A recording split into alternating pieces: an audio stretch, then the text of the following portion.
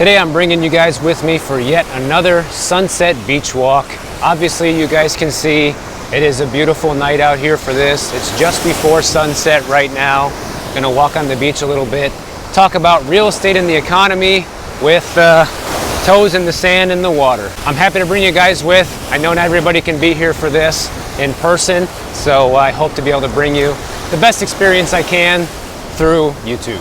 Now, one thing that has really thrown a kink in the housing market in general ever since the beginning of the pandemic is when we had so many different types of forbearance programs and loan modification programs and different things like that that help keep people in their homes during a time of uncertainty and distress. And I'm not saying right off the bat that there shouldn't have been help for people who really need it, because obviously the last thing anybody needs is to go homeless when you don't have a job or everything's closed, whatever, right? But the reason I wanted to start the video off with this is because there has been a lot of people that received some sort of help with this ever since the beginning of the pandemic.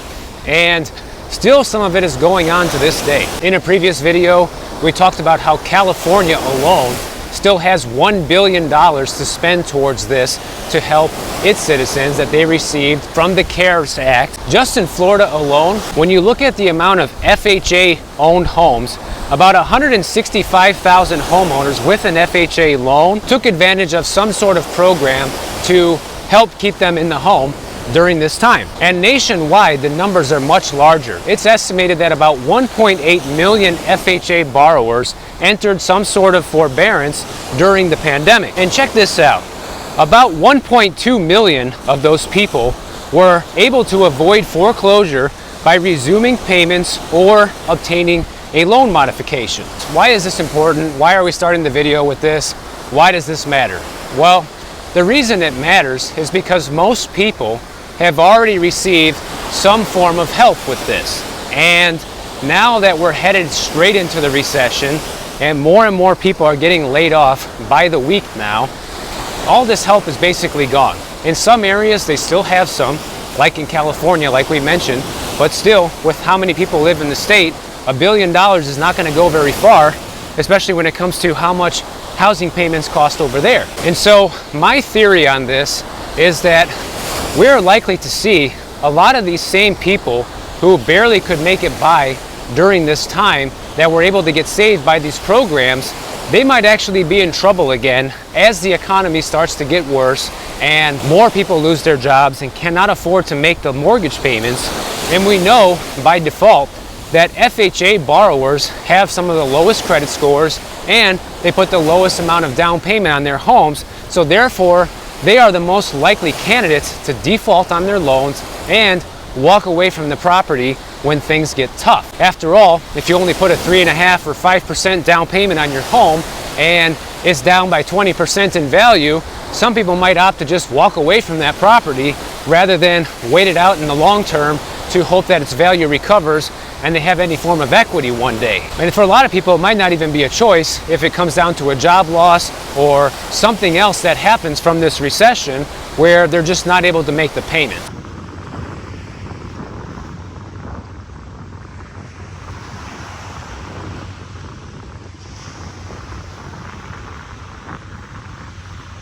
And the reason I'm starting the video with this information is because one of the biggest arguments you keep hearing time and time again from people who say there will not be a housing market crash is we don't have a subprime borrowing crisis this time.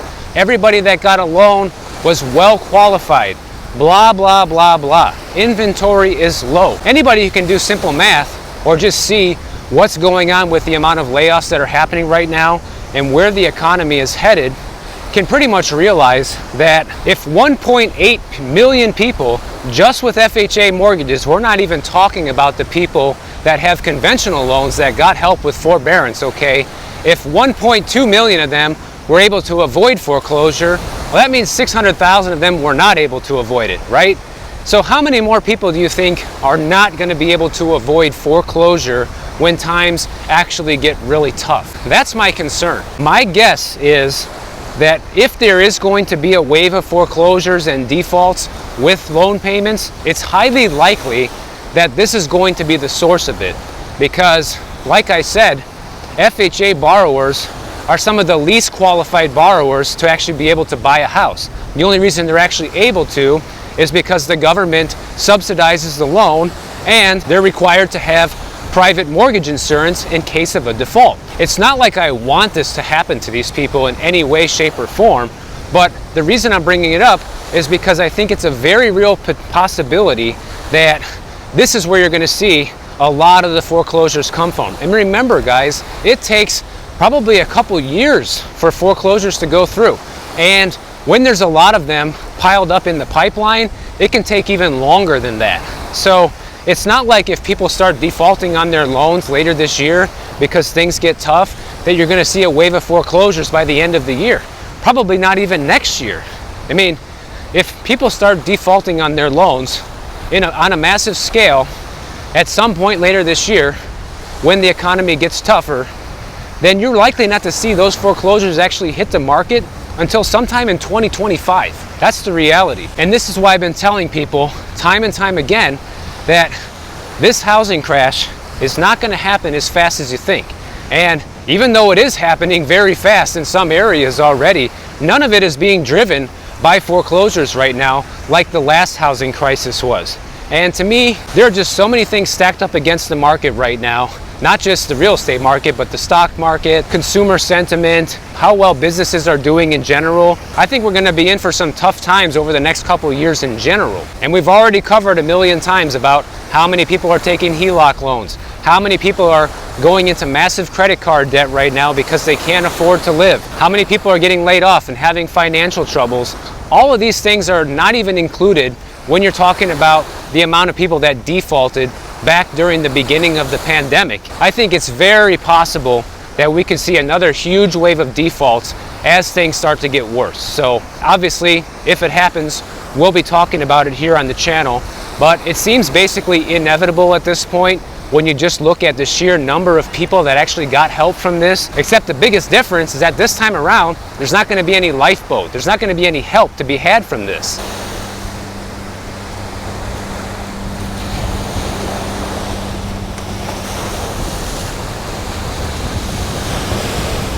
Now, one quick warning for people in Florida who are going to be looking for a new homeowners insurance policy this year.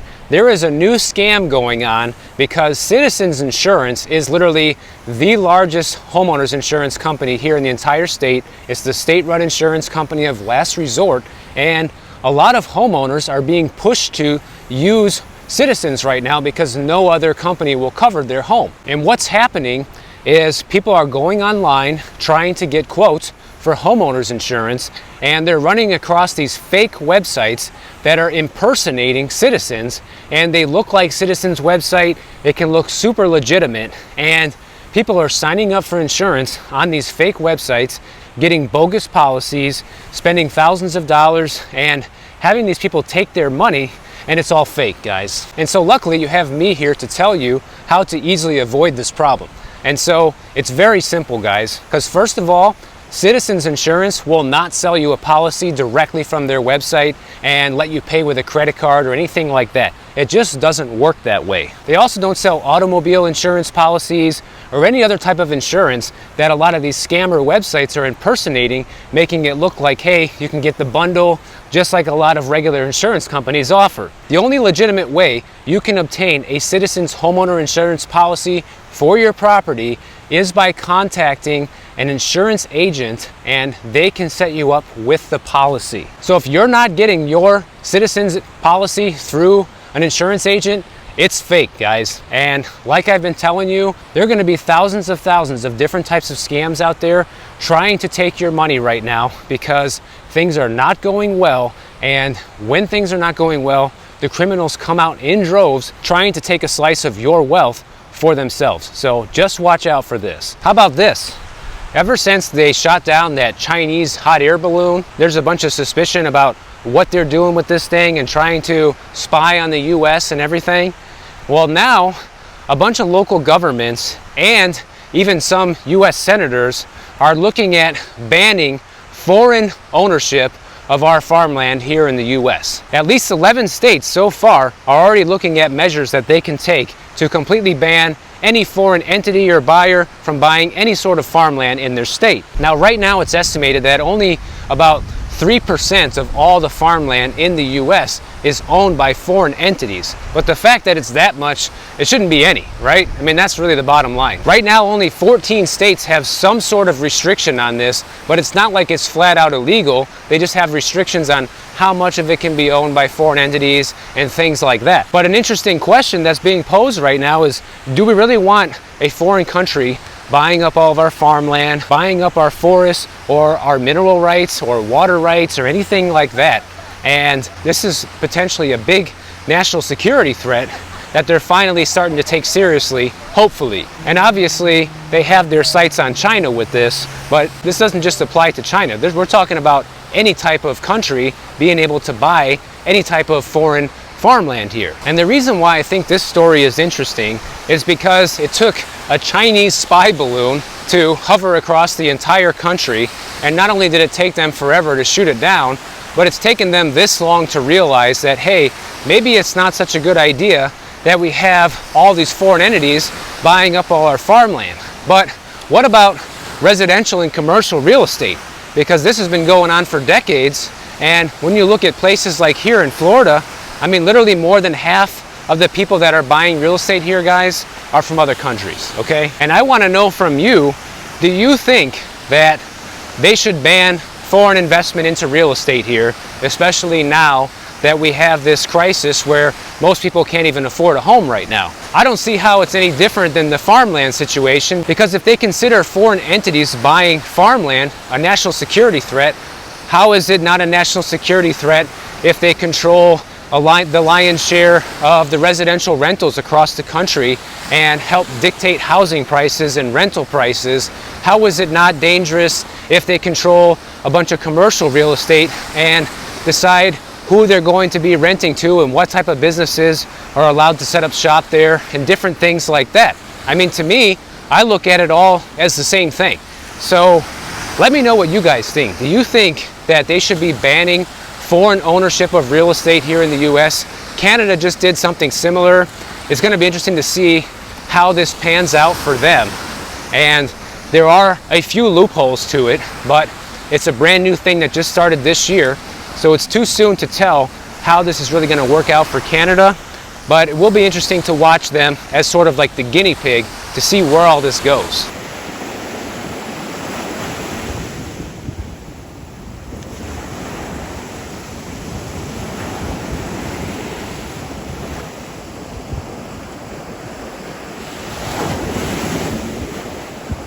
Now, every week, the Florida Realtors sends us these legal stories with different Q&As about things that I think are fascinating sometimes. Like last week, we talked about a story where if the home seller doesn't disclose certain things, then a lot of buyers are jumping in to probably sue a lot of these owners now because they have buyer's remorse, they feel like they overpaid for the property, they're trying to sue the real estate agents and all of this. Well, this week, there was this story about a guy that lives in a condo, and his condo is passing a special assessment to make renovations to the pool area, but he thinks it's stupid and unnecessary and he doesn't want to pay for it. And basically his legal question is, do I have to pay for this if I disagree how the HOA is spending the money? And here's the answer to this from the lawyer. He says, community associations, including homeowners, condominium, and cooperative associations, have the power to pass special assessments to pay for projects outside of the regular annual budget. These assessments must be voted on according to law and community rules, and when properly passed, are binding on all of the owners in the neighborhood. And basically, the only way around this is if a bunch of people in the building agree with you and think that they shouldn't be doing this, or that they passed this assessment improperly, not legally, then you need to lawyer up yourself and have them take a look at this. But let me tell you guys, as somebody who lives in a condo, one of the biggest problems that face condos, besides all these special assessments and the problems that come along with that, are lawsuits. In fact, when there's pending lawsuits in a building, a lot of times lenders are very hesitant, if not flat out unwilling, to give the loans in properties like that, okay? Ironically enough, if you were to file a lawsuit against your HOA, that could actually hurt your own property value in the sense that people will not be able to buy there unless they're cash buyers, because there's pending lawsuits towards the HOA. So the long story short of this is, if you live in any type of HOA community, doesn't matter if it's a gated community with houses, townhouses, a condo, whatever, if they pass a special assessment and you don't want to pay, tough. That's kind of really the answer with this, and that's what sucks about living under any sort of HOA. You really don't have a say-so once all this stuff goes through. You either pay, and if you don't, then the HOA will come after you legally, and not only will you still have to pay, but you'll also have to pay the recuperation of their legal fees as well. Once again, guys, this is not legal advice. This is just anecdote, a story, a real life story of what's happening to certain people down here, and this was all written by a lawyer. So I'm just reading you what they said. But the reality is, if you're not happy with living in an HOA because of different special assessments or rules or anything like that, unfortunately, your only way around this is to sell and get the hell out of there. Now, the next thing is all of these CEOs and housing market bulls, stock market bulls, everybody who is very optimistic about the economy, including the president, has been touting how, oh, look at this, inflation has been going down, everything's turning around, it's just going to get better from here. Well, it turns out that the U.S. monthly consumer prices in December actually rose instead of fell, now that they have gone back and revised the figures. And not just in December, but the prior 2 months in October and November was also revised up. According to the new figures, the CPI went up 0.1% in December rather than dipping in December. The November data was revised back up 0.2%, and October data was revised to 0.5 percentage point. And then get this, in December, excluding the volatile food and energy components, the stuff that we all need to survive, of course, the CPI rose 0.4% in December instead of 0.3%. And now it's estimated that the next CPI reading next week is probably going to show inflation going up on a month-over-month basis in January rather than going down, which is not going to be the news that all these people are wanting to hear, especially since they've been celebrating for a while now. Oh, look, inflation's been going down, everything is going to be recovering, guys. And this is why I keep telling everyone, get ready for this, you know, have money saved, stop going into debt right now. In fact, get out of all the debt that you have, and be prepared to pay more for everything indefinitely for the next couple of years, because there's no telling how long it's going to take for this inflation to actually go back down to the 2% mark that the Fed's looking for right now. And what else does this mean? It also means that the Fed is very likely to stick with the rate hikes harder and longer than anticipated, which is going to be bad news for the stock market and the economy. I've been saying this, guys, week after week now, and here we have proof that I'm right. And it's not like I'm some sort of genius or wizard. I'm just paying attention to what's really happening. And there's a bunch of people out there that just don't want to look at this. They want to just pretend that it's all going to get better and that 2023 is going to be the great recovery year. But it's not going to be, guys. 2023 is going to be the turning point of when things went from bad to worse, unfortunately. And that's the turn that things need to make right now in order for anything to have the potential of getting better in the future.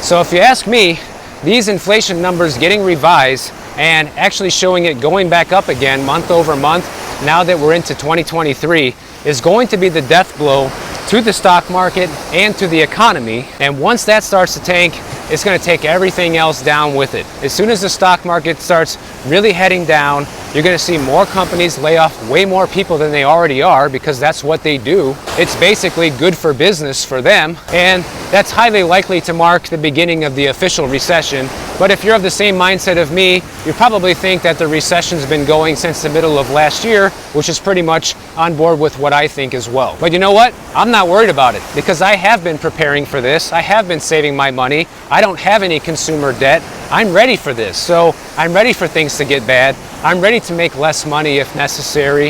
I have gold and silver.